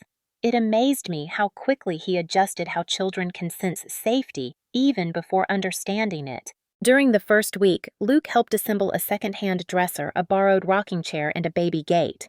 He did it quietly, respectfully, asking nothing from me except to sit and rest. Sometimes he caught me watching him, and there was something gentle in his expression, a steady presence that asked no more of me than to simply exist without fear. I told him he had saved us. He shook his head and said, "You saved yourself." I just did not look away. Hayden visited often as well, offering advice only another survivor could give. She showed me grounding techniques when nightmares made it hard to sleep, breathing exercises when the smallest sound made my chest clamp tight, and ways to document every emotion without drowning in it. "You are going to feel lost for a bit," she told me one evening as we folded donated baby clothes. But lost is not the same as broken. Lost means you are searching. Broken means you have stopped, and you have not stopped. You kept going even when you were terrified. Her words landed deep, settling into the places inside me still trembling from trauma. The prosecutor updated me regularly as the case moved forward. Ethan's charges remained unchanged and fully stacked. There was no plea deal, no negotiation, no reduced sentences. His court-appointed attorney was running out of excuses, and every new piece of evidence pushed him closer to the reality of a multi-year prison sentence. Still, healing did not come instantly. My body still reacted before my mind did.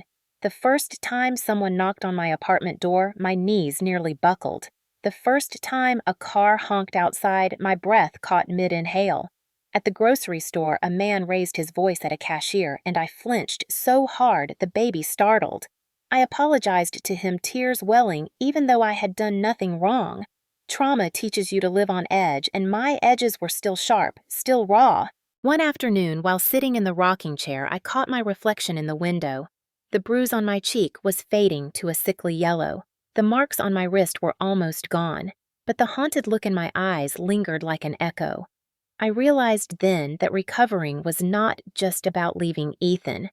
It was about reclaiming the parts of myself he had taken. So, I made a list. A quiet, handwritten list of everything I wanted to rebuild. Get my nursing job back. Fix my credit score he had damaged. Learn to sleep without fear. Find a real home. Teach my son softness, not violence. And then, at the bottom, I wrote something I had not allowed myself to think in months. Be loved correctly. Not today, not soon, but someday, when the time was right. A week later, I received an email from the hospital where I used to work. My manager had heard what happened. Small towns circulate news quickly, and offered me my position back with flexible hours while I adjusted to my new life. When I read the message, tears filled my eyes so fast I had to blink them away to see the screen. I accepted immediately. Returning to the hospital felt surreal. The hallways smelled of antiseptic and familiarity. My coworkers embraced me gently, some tearing up others, whispering, "I am glad you got out." Their kindness wrapped around me like a blanket I did not know I needed until I felt it. My first shift back felt like reclaiming something sacred. I washed my hands at the sink, tied my hair back, placed my stethoscope around my neck, and breathed. It felt like stepping back into a version of myself I did not think I would ever see again. Luke surprised me by fixing a broken drawer in the transitional apartment while I was working. He left quietly, leaving only a note on the kitchen counter. "Proud of you." I traced the letters with my fingertip, unsure how to hold the warmth building in my chest. Hayden kept visiting too, and over takeout containers and late-night conversations, we laughed at things we had not been able to laugh at before. We called ourselves Survivor Sisters, and the name stuck, becoming a reminder that healing sometimes grows in the most unexpected connections. And then came the sentencing hearing. It was short, decisive, and devastating only for the man who had caused the devastation. The judge reviewed the evidence again, acknowledged the patterns of abuse, thanked Hayden for her bravery, praised Luke for intervening, and then looked directly at me. "Mrs. Walker, the court recognizes the extraordinary courage you showed in protecting your child and yourself." Then she turned to Ethan. "Mr. Walker, you will serve a multi-year prison sentence with no early release. Additional orders include lifetime restraining boundaries against the victim and child forfeiture of firearms and mandated rehabilitation programs." Ethan's face collapsed in on itself. He did not scream this time. He did not fight. He simply sagged against the deputies as they led him away. His pride finally stripped bare. The room felt brighter when he was gone, as if his absence created space for oxygen to return. That night, back at the apartment, I held my son and whispered words I had been waiting months to say. "We are free. We are safe. Mommy did it." And as he drifted to sleep in my arms, his tiny fingers curled around mine, I realized something I had feared would never come. Hope did not feel foreign anymore. It felt like home, slowly forming around me one breath at a time. Moving into the small apartment near the coast felt like stepping into a new chapter written in a language I was only beginning to understand. The place was modest, with pale sandy walls that reminded me of seashells and windows that let in soft morning light, but to me, it felt like an entire world of possibility.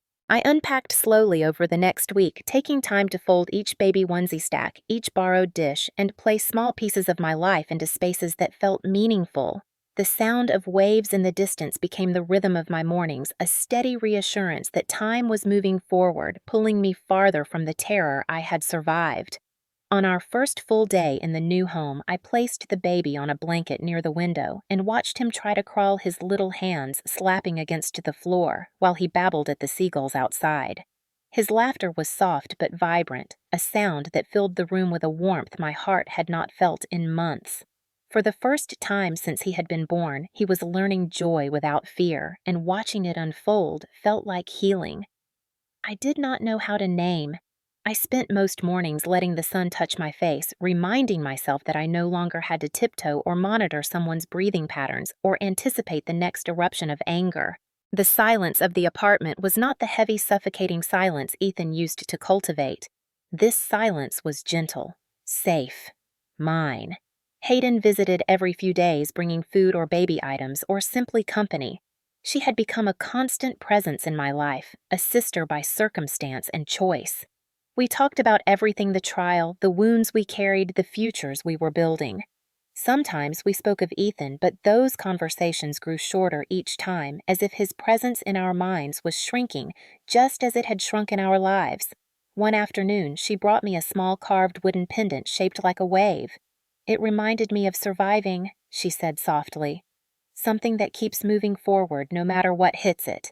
I held it in my palm for a long moment, feeling its smooth edges, its quiet resilience. "Thank you," I said, and I meant it in ways I could not fully express. Luke also visited, though less frequently, always respectful of my boundaries. He helped install safety cameras outside the apartment cameras that I controlled, not anyone else.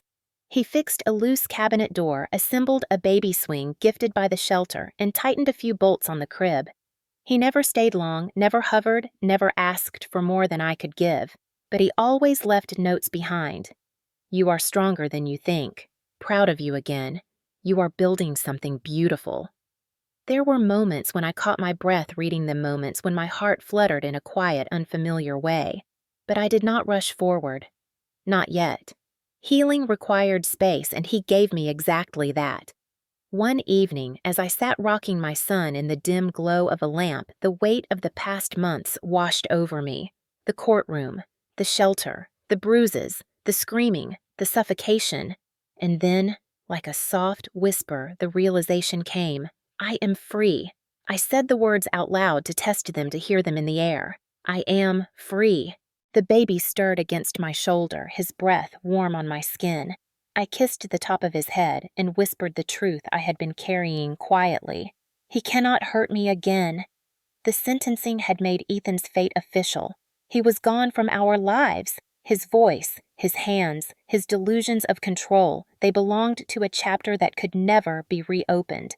The next day, I contacted a local support group for survivors. The room was filled with women who had lived versions of my story, each carrying scars that were invisible but unmistakable. I listened as they shared their journeys through fear, escape, rebuilding, and reclaiming themselves. When it was my turn to speak, my voice trembled, but the words flowed. I told them everything, and when I finished, someone across the room whispered, "You are safe now." Saying it was one thing, hearing it was another. I decided to volunteer after that. I began helping new arrivals at the shelter, guiding them through intake, showing them how to request documents, where to find support, how to breathe through the panic attacks that claw their way through the nights. I shared my story only when asked. Most of the time, I simply sat with them, letting silence speak where words could not. The baby grew stronger each week, laughing, more crying, less, exploring the edges of the apartment with cautious curiosity. And I grew stronger too. The nightmares came less often. The panic dimmed in intensity. My smile felt real instead of forced. One afternoon, as I sat at the tiny dining table sorting bills and paperwork, I found myself daydreaming about things I thought I had lost forever: vacations, holidays, friendships, love. I touched the wooden wave pendant around my neck and let myself imagine a life where safety was not the exception, but the rule. A life where my son grew up knowing tenderness instead of terror. A life where relationships were built on trust instead of fear. I was halfway through this quiet daydream when the baby toddled toward me, his tiny legs wobbling with each step. He reached up, arms open, eyes bright. My heart swelled so suddenly that tears filled my eyes. I scooped him into my lap, pressing my forehead to his. "We made it," I whispered. "We really made it." The words echoed inside me, settling into every place that had once held dread. As the sun dipped lower toward the horizon, casting gold across the room, I stood on the balcony with him in my arms. The breeze carried the faint smell of salt water. The sky glowed with pink and amber streaks. It felt like standing at the edge of something new and vast and full of promise. I closed my eyes and let the moment settle. Then quietly, I finished the journey I had begun months earlier. He made me bleed once, but he will never touch my life again. I am free, truly free. Before you scroll away, take a breath with me, because if you made it this far into her story, you did something powerful. You witnessed a woman walk through the kind of darkness most people will never admit exists behind closed doors. You watched her bleed, survive, fight, and finally rebuild a life that belongs only to her and her child. And now I want to talk directly to you, not as a narrator, not as a channel, but human to human. How did this story make you feel? Angry, protective, heartbroken. Maybe you recognized pieces of someone you know. Maybe you recognized pieces of yourself. In America, far too many women learn to hide bruises behind makeup or long sleeves, and far too many children grow up thinking, yelling is normal and broken glass is part of love. That is why this story matters. Not because it is dramatic, not because it is shocking, but because it is real. There are people right now living through versions of this nightmare, and sometimes all it takes is hearing one voice say, "You are not crazy," or "You deserve better," to change everything. If you were in her shoes, what would you have done the moment Ethan raised his hand? Would you have run sooner? Would you have believed the sweet apologies? Or would you have stayed because the fear of losing your child was bigger than the fear of bruises? There is no judgment here. Survival never looks clean or simple. But let me ask you the question that cuts deeper. Have you ever seen someone slowly fade from themselves because someone they loved kept shrinking their world inch by inch? A friend, a sister, a coworker, maybe even you. If this story made your chest tighten or your stomach twist, you are not alone. Abuse does not always begin with fists. It begins with isolation, with monitoring, with jealousy that is disguised as love. It begins with, "That man is not good for you," or "I just want to protect you," or "You do not need anyone else." And by the time the first slap comes, the victim has already been softened by months or years of control. So let me ask you something bold. If you have ever survived something like this, or if you know someone who has, or if you simply believe no woman should ever bleed for breastfeeding her own child, share your thoughts below. Your voice might be the one that gives someone courage they did not know they had. And if you are watching from somewhere quiet, maybe with a cup of coffee, or lying in bed, or sitting alone in your car, and you are thinking, "This hit a little too close," I want you to know something. Healing is not a straight line. Some days you will feel strong enough to move mountains, and some days you will struggle to lift your head.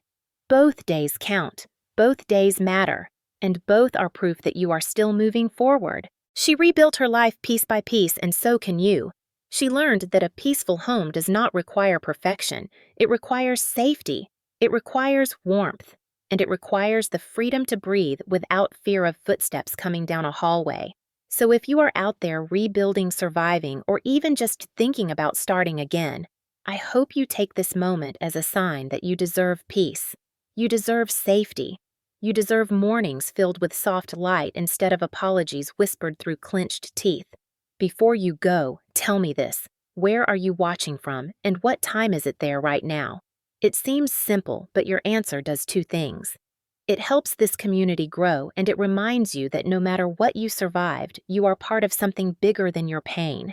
And if you want stories where justice is real, where survivors rise, where the guilty face consequences, and where no woman's fear is dismissed as exaggeration, hit follow and stay with us. Her story may have ended, but yours is still being written, and you deserve a chapter filled with freedom, hope, and a life that no one will ever steal from you again.